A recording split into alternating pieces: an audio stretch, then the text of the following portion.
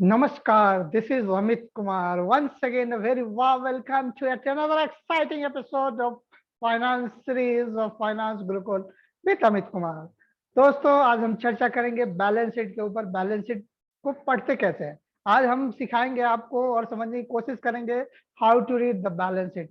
दोस्तों जो finance people है वो अंडरस्टैंड करते हैं, पढ़ते हैं, समझते हैं कि कैसे बैलेंस शीट को पढ़ना चाहिए। It takes a number of years experience required. I take a number of years of experience required to analysis of balance sheet or how to read the balance sheet, even how to making the balance sheet. Balance sheet banana accountant का काम है, financial accountant का काम है, जो कि एक different subject है। लेकिन बैलेंस शीट पढ़ना एक डिफरेंट सब्जेक्ट है। How to read the balance sheet is entirely different subject. दोस्तों हम आज ये समझने की कोशिश करेंगे कि हम बैलेंस शीट को पढ़े कैसे, क्योंकि बैलेंस शीट एक ऐसी चीज है जो आप कंपनी के बैलेंस शीट को पढ़ के समझ सकते हैं कि कंपनी का पोजीशन क्या है, रियल स्टेटस क्या है किसी पर्टिकुलर डेट का।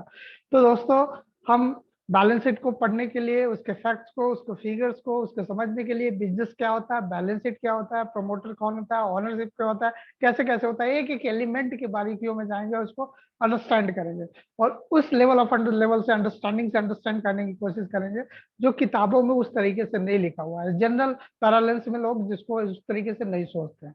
ठीक है दोस्तों, मैं आपको एक स्क्रीन शेयर कर रहा हूँ, आप उस स्क्रीन के ऊपर हम लोग डिस्कस करेंगे और अंडरस्टैंड करने की कोशिश करेंगे।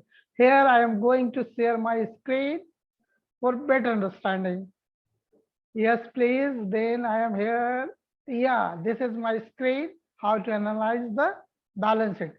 दोस्तों अगर आप हमारा पूरा सीरीज अगर फाइनेंस का फॉलो करते आ रहे हैं तो मैंने काफी चर्चा करी प्रॉफिटेबिलिटी के ऊपर। प्रॉफिटेबिलिटी क्या है, बैलेंस शीट उसके बाद होता है, बट हम उसको एक इंटरकनेक्ट करते हुए आगे बढ़ने की कोशिश करते हैं। थोड़ा छोटा सा रिकैप आपको जरूरत है आगे बढ़ने के लिए। देखिए जैसे हमने प्रॉफिटेबिलिटी में देखा था, only two elements of the profit and loss account, that is the income and expenses. Income में बिजनेस का हर एक वो इनकम, चाहे वो डायरेक्ट इनकम हो, इनडायरेक्ट। डायरेक्ट में अगर बात करूं तो जो कि मेन सोर्स ऑफ बिजनेस का लाइन है उससे जो जनरेट करते हैं, that is the sales income. Another income, other income, उसके अलावा जो भी इनकम आता है वो हमारे इनकम साइड में आता है। एक्सपेंस की बात करें तो इनकम जनरेट करने के लिए जितना भी एक्सपेंसेस हम बिजनेस में इनकर करते हैं, थ्रू ऑपरेटिंग एक्सपेंसेस से लेकर के depreciation, taxation, finance cost, all the cost, वो सारा एक्सपेंसेस का पार्ट होता है।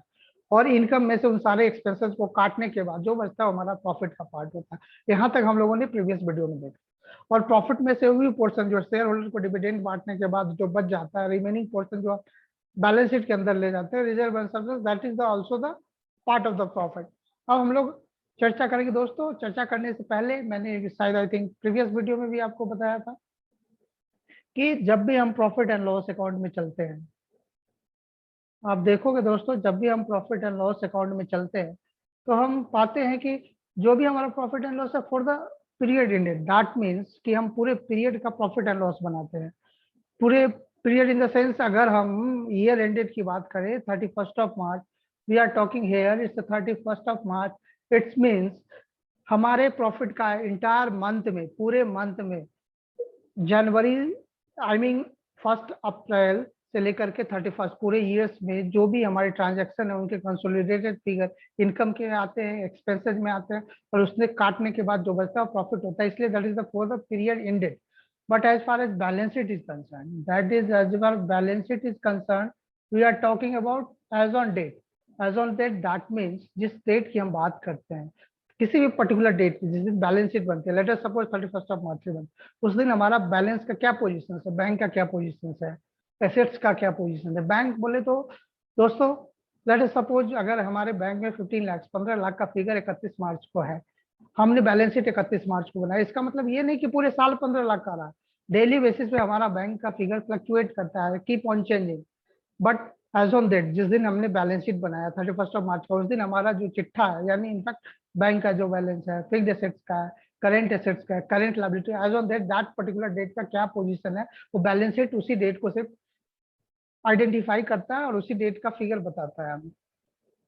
तो दोस्तों बिजनेस की जितनी भी एक्टिविटी है इन कॉमन पैरालेंस और इन कंडेंस फॉर्म में बात करें तो दो ही जगह जाती है, प्रॉफिट एंड लॉस में इनकम एंड एक्सपेंस, और बैलेंस शीट के अंदर एसेट्स एंड लायबिलिटी। इसी चार ब्रॉड कैटेगरीज के अंदर सारे चीज डिस्ट्रीब्यूटेड होते हैं, यही इन्हीं चारों चीज के अंदर जाते हैं। या तो कोई अगर इनकम है तो डायरेक्ट इनकम में जाएगा, एक्सपेंसेस है तो एक्सपेंसेस के अंदर जाएगा, अगर एसेट्स है तो एसेट्स के अंदर जाएगा, लायबिलिटीज है तो लायबिलिटी। दोस्तों एक नई चीज मैं आपको बताने की कोशिश करता हूँ, इवन नई चीज नहीं, आप लोग जानते भी होंगे जो फाइनेंस बैकग्राउंड रखते हैं। अब देखो दोस्तों, अगर मैं बात करूं आपको, जैसे ये इनकम है, income is always credit balance होता है, और उधर एक्सपेंसेस की बात करें तो एक्सपेंसेस की हमेशा डेबिट बैलेंस होता है। एट द सेम लेंथ अगर हम बैलेंस शीट के अंदर जाएं, अगर बैलेंस शीट के अंदर जाएं तो बैलेंस शीट हमारा एक लायबिलिटी साइड होता है और एक एसेट साइड होता है, लायबिलिटी एंड एसेट साइड। इसमें आप एक चीज देखेंगे, एसेट्स हमेशा हमेशा डेबिट होता है और लायबिलिटी साइड हमेशा क्रेडिट होता है। एक चीज दोस्तों समझने की कोशिश करें, एक बहुत बारीकी है। अब आप देखिए, इधर एक्सपेंसेस हमारा डेबिट हो रहा है और इधर हमारा एसेट्स डेबिट हो रहा है, करेक्ट। और इधर इवन अपन देखिए, इधर लायबिलिटीज क्रेडिट है और इधर हमारा इनकम क्रेडिट। अब इस दोनों के अंदर कोरिलेशन क्या है? आपने बहुत सारी चीजें पढ़ी होगी और समझते होंगे, बट इनका कोरिलेशन आप समझते नहीं, क्योंकि क्रेडिट इधर इनकम भी क्रेडिट है, लायबिलिटीज भी क्रेडिट है। इसका ये मतलब होता है दोस्तों, इनकम हमारा क्रेडिट है, या तो हम बिजनेस में इनकम जनरेट करेंगे तो हमारे पास क्या आएंगे, पैसे आएंगे, या लाइबिलिटीज जनरेट करेंगे। Liabilities generate in the sense हम लोन लेते हैं, क्रेडिटर्स दे हैं, तो हमारे पास गुड्स आते हैं, पैसे आते हैं। तो दोनों में बहुत, इधर इनकम हो या लाइबिलिटीज, हमारे पास इनफ्लो आते हैं, सोर्स ऑफ इनकम आता है, that's why it's a liability. चाहे वो बैंक से ले, चाहे हम सेल्स करें, वहां से पैसे आना है। But as far as expenses is concern, expenses is concern another assets is concern, इस दोनों केस में क्या होता है, हमारे अगर लेट अस सपोज अगर मैं बैंक से पैसे निकालता हूँ, या तो मैं खर्चा करूंगा, एक्सपेंस करूंगा, वो प्रॉफिट एंड लॉस पर डेबिट कर दूंगा, या वो मैं फिक्स एसेट्स कर दूंगा अपने बिजनेस को रन करने के लिए, चलाने के लिए, लैंड एंड बिल्डिंग या करंट एसेट्स कर दूंगा बिजनेस को ऑपरेटिंग वर्किंग कैपिटल मेंटेन करने के लिए। तो दोनों में हमारे पैसे जाते हैं और दोनों में हमारा आउटफ्लो होता है। तो दैट्स व्हाई एक्सपेंसेस भी डेबिट होता है और एसेट्स भी डेबिट होता है। तो I think it's a fair enough, आप लोग अंडरस्टैंड कर लिए होंगे कि हाँ, डेबिट क्या होता है, एक्सपेंसेस होता है और एसेट्स होता है। लायबिलिटीज क्या होता है, इनकम होता है एंड सोर्सेज, लायबिलिटीज इनकम और लायबिलिटीज दोनों क्रेडिट बैलेंस होता है, क्रेडिट होता है। इतना आप अंडरस्टैंड कर लें। अब फर्दर हम डीपली चलेंगे दोस्तों। अब हम लोग चलेंगे कि अगर कोई बिजनेस करना चाहता है, लेट अस सपोज कि मिस्टर राम है, राम एक बिजनेस करना चाहता है, राम इंटरप्राइजेस खोलना चाहता है। उस इंटरप्राइजेस का नाम हम देते हैं एक्स इंटरप्राइजेस। एक्स इंटरप्राइजेस एक बिजनेस है जो कि सेपरेट लीगल एंटिटी है। अगर उसे बिजनेस करना है तो उसके पास पैसे नहीं है, वो आर्टिफिशियल सेपरेट लीगल एंटिटी है, वो पैसे कहाँ से लाए फॉक्स। अब आप देखेंगे, जब भी लेट अस सपोज ये हमारा इंटरप्राइजेज है, मान लेते हैं कि ये राम इंटरप्राइजेज है, ये हमारा राम इंटरप्राइजेज बैलेंस शीट का नाम। अब ये बिजनेस करेगा तो पैसे कहाँ से लाएंगे, या तो मिस्टर राम से मांगेगा, राम उसमें कंट्रीब्यूट करेगा, that is the in forms of capital. तो capital its a kind of liability इसलिए है क्योंकि उसने बिजनेस में पैसे लगाए, और राम इंटरप्राइजेज एक डिफरेंट एंटिटी है, उस इंटरप्राइजेज में राम ने अपने कैपिटल लगाया। अब और पैसे चाहिए, let us suppose 1000 crore Ram enterprises को रिक्वायरमेंट। अब ये इंटरप्राइजेज राम के पास गया, राम ने अपना कैपिटल लगाया इन फॉर्म्स ऑफ 600 करोड़, उसे 400 करोड़ और पैसे चाहिए रिक्वायरमेंट बिजनेस करने के लिए। Then he go to the banker, banker के पास गया, banker long term debt banker से लिया 9% इंटरेस्ट पे, और लेट अस सपोज ये 400 करोड़ से यहाँ पे लिया, और यहाँ पे हमने कैपिटल 600 करोड़ इन्फ्यूज किया अपने बिजनेस में। तो दोस्तों आप देखेंगे कि जो हमारा इंटरप्राइजेज है, उसने अपने बिजनेस करने के लिए, रन करने के लिए पैसे कहाँ से इकट्ठा किए, एक तो कैपिटल से इकट्ठा किया और एक लोन लिया बैंकर से। अब दो चीज आप देखेंगे, बैंक लोन जो हमने लिया वो हमारा रेट ऑफ इंटरेस्ट यानी 9% रेट पे हमने उठाया बैंकर से। इसका मतलब दोस्तों ये है कि बैंक से हमने पैसे लिए 9% पे, हमें बिजनेस में प्रॉफिट कमाए या ना कमाए, हर हाल में बैंकर को 9% देना है। कॉस्ट ऑफ इक्विटी की जहां तक बात करते हैं, let us suppose understand enterprises, Ram enterprises है, बैंकर के पास गया कि भैया मेरे को पैसे दे दो, बैंकर ने बोला ठीक है अपने पैसे ले लो, उसने लोन दिया, बट उससे पीछे सीरीज ऑफ ड्यू डिलीजेंस करेगा कि आपका लोन लेने का पर्पज क्या है, आप कहाँ इन्वेस्टमेंट करोगे, क्या रिटर्न आएगा, क्या आप किस तरीके से, फ्यूचर प्लान क्या है, प्रोजेक्शंस क्या है, रेवेन्यू का प्रोजेक्शंस क्या है। एंड आफ्टर ड्यू डिलीजेंस करने के बाद उसे लगेगा कि ये बिजनेस सस्टेनेबल है। जब बैंकर को लगेगा कि ये बिजनेस सस्टेनेबल है, सस्टेनेबल,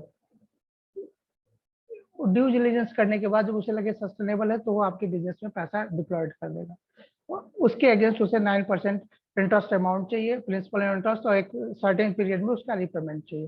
तो मेनली वो आपसे ये कंसर्न करता है, आप कहोगे कि मैं बिजनेस चला रहा हूँ, मैं प्रॉफिट कमाऊंगा, प्रॉफिट का पोर्शन उसे प्रॉफिटेबिलिटी जरूर देखता है, बट उसका मेन कंसर्न है आप बिजनेस में प्रॉफिट कमाओ या लॉस कमाओ, उसे एक पर्टिकुलर इंटरवल पे जो भी उसका टाइम पीरियड है उसे पैसे चाहिए।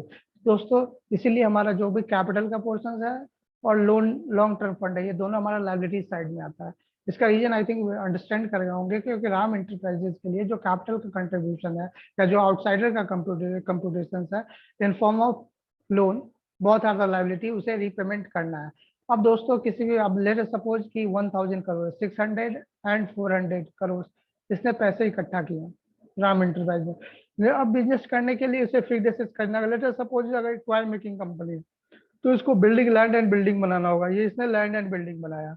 1000 करोड़ इसने सोर्स है, that is also called source, and this is also called assets is the uses. अब इसने 1000 करोड़ को लैंड एंड बिल्डिंग में, लेट सपोज उसने 1000 करोड़ में से 600 करोड़ या इवन 500 करोड़ का उसने लैंड एंड बिल्डिंग ले लिया, लैंड लैंड लिया, उसके ऊपर बिल्डिंग बनाया। अब दोस्तों ऐसा नहीं कि 1000 का पूरा करोड़, 1000 जो हमारा सोर्स है पूरे को पूरे हम लैंड एंड बिल्डिंग में ले लें और हम अपने बिजनेस के लिए स्टक हो जाए। इसका ये मतलब हमने पूरा लिया लैंड एंड बिल्डिंग में। अब लेट सपोज हमारे पास एक ऑर्डर आता है और बिजनेस चलाने के लिए, उस ऑर्डर को फुलफिल करने के लिए हमें पास 600 करोड़ की और रिक्वायरमेंट है, तो हमारे पास पैसे ही नहीं रहेंगे। तो हम अपने फंड को इस तरीके से यूज करते हैं so that land and building में हमारा ये फंड एक रीजनेबल पोर्शन 400 करोड़ जाए। कुछ पोर्शन हम वर्किंग कैपिटल को मेंटेन करने के लिए, क्योंकि हमें अपने बिजनेस को चलाने के लिए जो वर्किंग कैपिटल है उसके लिए भी पैसे इस तरीके से लगाए 200 करोड़। फिर हमारा इन्वेंट्री मेंटेन करना है, डेटर्स जो खरीदते हैं उसको मेंटेन करना है, तो फर्दर मसल्स पावर चाहिए। तो हम अपने 1000 करोड़ को इस तरीके से चीजों को यूज करेंगे सो दैट कि हमारा प्रॉपर उसका फंडिंग का यूज हो, हमारा मसल्स फाइनेंशियल का बैकअप ठीक रहे, वो गिरे ना। दोस्तों आज हम बैलेंस शीट के सिर्फ दो एलिमेंट, लायबिलिटीज और एसेट्स में मेनली हमने ये देखा कि हम अपने बिजनेस में पैसे लाने के लिए कहाँ कहाँ से, बिजनेस करने के लिए कहाँ कहाँ से फंड लाते हैं, या तो ऑन कंट्रीब्यूशन करते हैं या तो इनफैक्ट बैंक से लाते हैं। अब हमने देखा कि लोन जब भी हम लेते हैं तो हमारा जो फिक्स परसेंटेज है, fix that would be always fix, but as far as capital is concern, हमारा कॉस्ट ऑफ कैपिटल हमें नहीं पता होता कि हमारा कॉस्ट ऑफ कैपिटल क्या, cost of debt is always. आप बैंक से लोन लोगे तो हमें आपको पता रहेगा कि हमारा कितना परसेंट का बैंक से लोन है, 8%, 9%, 10%, वाट एवर, तो आपको फिक्स है। कॉस्ट ऑफ कैपिटल कैसे है, इसको निकालना बहुत जरूरी है। और दोस्तों आप जानते हैं, बहुत लोग ये जानते हैं कि कॉस्ट ऑफ कैपिटल आसान होता है, चीप होता है, सस्ता होता है, बट ऐसा नहीं है दोस्तों। कॉस्ट ऑफ कैपिटल सबसे महंगा, कॉस्ट ऑफ कैपिटल सबसे महंगा है, सबसे रिस्की है। तो कॉस्ट ऑफ कैपिटल कैसे निकालते हैं, क्या होता है, और हमें बिजनेस में रन करने के लिए, अब एक चीज मैं दोस्त आपको बताऊं, हमारा जो कॉस्ट ऑफ डेट हमें 9% है, हमारा कॉस्ट ऑफ इक्विटी कितना है, ये कैसे निकालेंगे हम आपको नेक्स्ट वीडियो में बताएंगे। और फिर हम समझेंगे कि हमारा लेटेस्ट सपोज हमारा cost of equity and plus cost of debt, कम से कम इतना प्रॉफिट में हम जरूर कमाएं, अपने सोर्स को इस तरीके से यूज करें सो दैट इतना कम से कम हमारा अर्न तो हो ही, cost of equity plus cost of debt, और इवन उससे ज्यादा हो, सो दैट हम बिजनेस को आगे लॉन्ग टर्म सस्टेनेबिलिटी में चलाते रहे। हम दोस्तों वीडियो को ज्यादा लंबा नहीं कर रहे हैं, आज हम इतना ही रखेंगे कि हमारे सोर्सेज में कैपिटल, कॉस्ट ऑफ कैपिटल और कॉस्ट ऑफ डेट क्या है वो मैंने आपको बताया। कॉस्ट ऑफ डेट का परसेंटेज ऑलवेज नोन होता है। कॉस्ट ऑफ इक्विटी हम कैसे निकालेंगे नेक्स्ट वीडियो में हम आपको कोरिलेट करके बताएंगे, और फिर आप समझेंगे कि एक बिजनेस को सस्टेनेबिलिटी में लॉन्ग टर्म चलने के लिए, फ्यूचर प्रोस्पेक्ट्स में आगे ग्रो करने के लिए कॉस्ट ऑफ इक्विटी और कॉस्ट ऑफ डेट कितना है और कितना। Latest suppose cost of equity हमारा अगर 30% है, कॉस्ट ऑफ डेट हमारा 10%, तो 40% एटलीस्ट हमें अपने बिजनेस के पैसे को इस तरीके से पार्क करना चाहिए सो दैट कि 40% अमाउंट करें कि हम लॉस में ना जाएं, या इवन 40% से ज्यादा कमाएं कि हम अपने फ्यूचर ग्रोथ को, अपने एक्सपेक्टेड ग्रोथ को मेंटेन करें और हम अपने एक सही तरीके से फाइनेंस को चला पाए। तो दोस्तों एक चीज और मैं बताऊंगा, क्योंकि बैलेंस शीट को बनाना अकाउंटेंट का काम है। अब उनकी number of years of experience required है, एक पर्टिकुलर सेगमेंट ऑफ नॉलेज चाहिए सो दैट वो अंडरस्टैंड करें, और इस चीज में number of years of experience लगता है बैलेंस शीट को बनाने के लिए।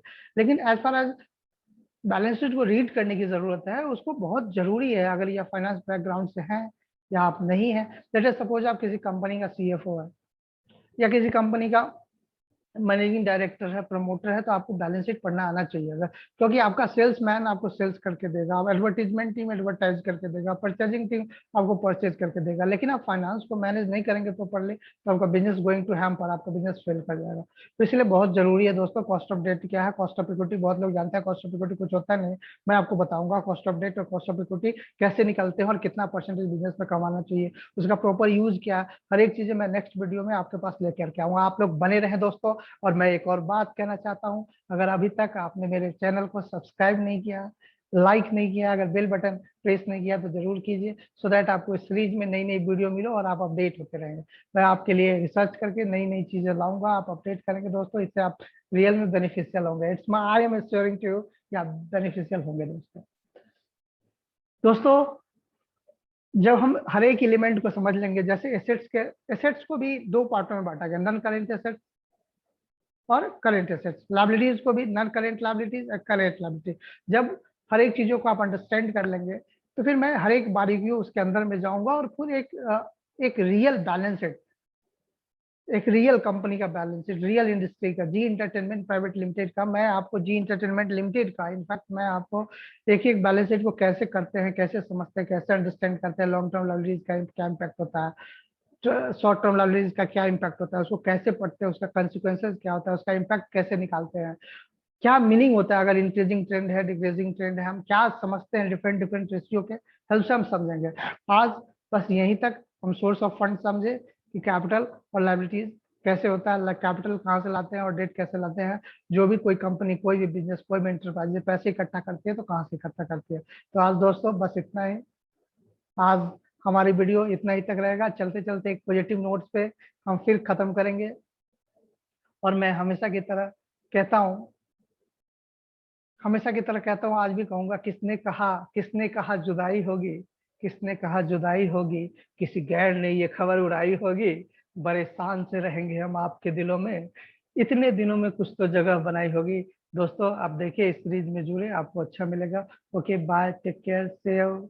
एक नई वीडियो में हम लोग पढ़ेंगे, बैलेंस शीट के डीप में जाएंगे, अंडरस्टैंड करेंगे, डिफरेंट रेशियो एनालिसिस को समझेंगे। Bye, save, take care and good night. Now I'm going to stop sharing my screen and bye bye. In